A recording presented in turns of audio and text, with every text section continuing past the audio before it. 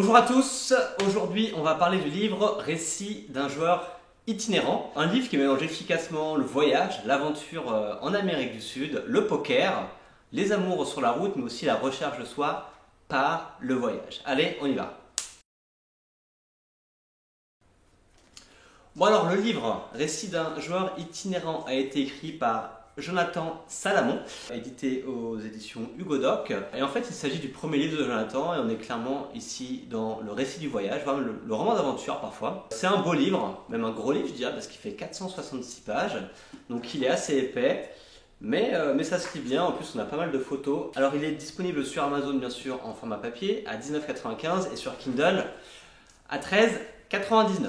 Bon, le pitch est assez simple. Jonathan en fait décide de quitter la France et son boulot d'architecte pour aller voyager en Amérique du Sud, le tout financé par le poker. Et donc en fait le livre revient sur son histoire, sur la première année de son voyage entre le Brésil et la Colombie en passant par le Paraguay, l'Argentine, la Bolivie, le Pérou et l'Équateur avant de finir au sud de la Colombie. Une part importante du coup du livre est consacrée au poker, mais il ne va pas trop forcément dans les détails, des parties techniques, etc.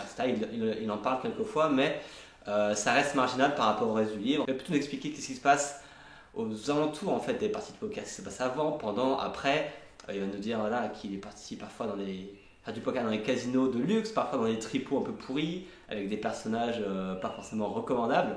Donc du coup, il nous parle de toutes ces anecdotes de parties de poker dedans. Il parle bien sûr de son voyage, des pays visités, des rencontres qu'il fait, des différences culturelles, des galères de voyage, etc. etc. Et un fait important qui va changer la suite de son voyage, c'est l'achat de sa moto au Paraguay, du coup qui va le rendre totalement indépendant durant le reste du voyage. Il nous parle aussi un petit peu de développement personnel dans le livre. Enfin, il ne le dit pas comme ça, mais moi c'est comme ça que je l'ai ressenti, parce que le Jonathan du début et le Jonathan de la fin, en tout cas de ce livre-là, a radicalement changé. On voit qu'il a beaucoup évolué et surtout on se rend compte qu'il ne reviendra jamais à sa vie d'avant, il ne reviendra jamais à sa vie en France et sa vie d'architecte. Donc du coup c'est intéressant de voir l'évolution du personnage. Et il y a un moment fort que j'ai bien aimé dans ce livre, en fait, sur Paraguay, c'est quelques semaines après qu'il ait acheté sa moto. En fait, il nous raconte qu'il est sur sa moto avec son sac à dos, il laisse des gens qu'il a rencontrés derrière lui, mais surtout il regarde devant lui et il voit la liberté absolue, la liberté de faire ce qu'il veut, la liberté d'aller où il veut, de rencontrer les gens qu'il veut, etc., etc.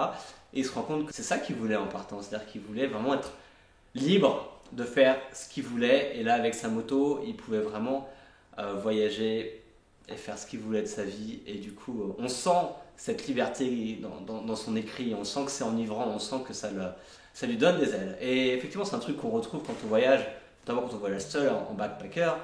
On se rend compte qu'on peut faire ce qu'on veut quand on veut et c'est vraiment un sentiment à vivre au moins une fois dans sa vie. Sinon, globalement, je l'aimais, hein, ce livre. Moi, je connaissais un petit peu Jonathan avant parce que je l'ai interviewé sur le podcast de Traverser la frontière, je disais son blog, etc. etc.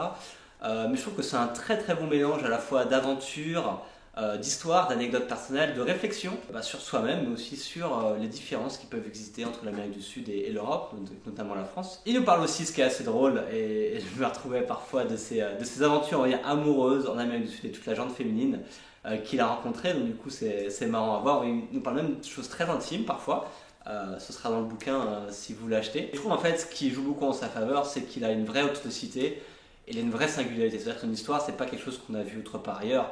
Dans le monde du voyage, ça apporte une certaine fraîcheur, donc du coup, c'est super intéressant à voir et à lire. Et ce qu'on peut retenir en fait, c'est que même si l'aventure ici est poussée à l'extrême, voilà, on part en moto, on part tout seul, on fait du poker, etc., etc., ça montre surtout qu'en fait, que tout est possible dans la vie et que vous, si vous avez envie de voyager, vous pouvez le faire, parce que s'il l'a fait et s'il a vécu tout ce qu'il a vécu, c'est personne qui lui a dit de le faire, il n'a pas été forcé, il a rencontré beaucoup d'obstacles.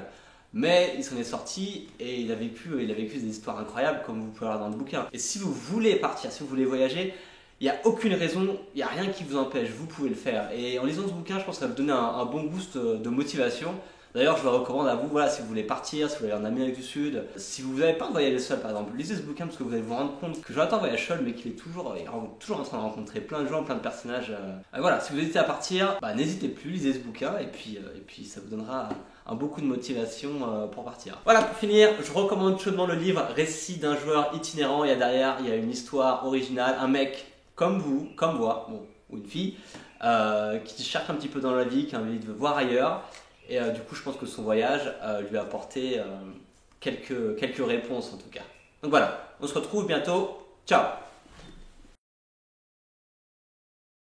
Bon, et si t'es pas abonné, il faut le faire, hein. Regarde, même elle le dit. Tu cliques juste ici. Allez, ciao.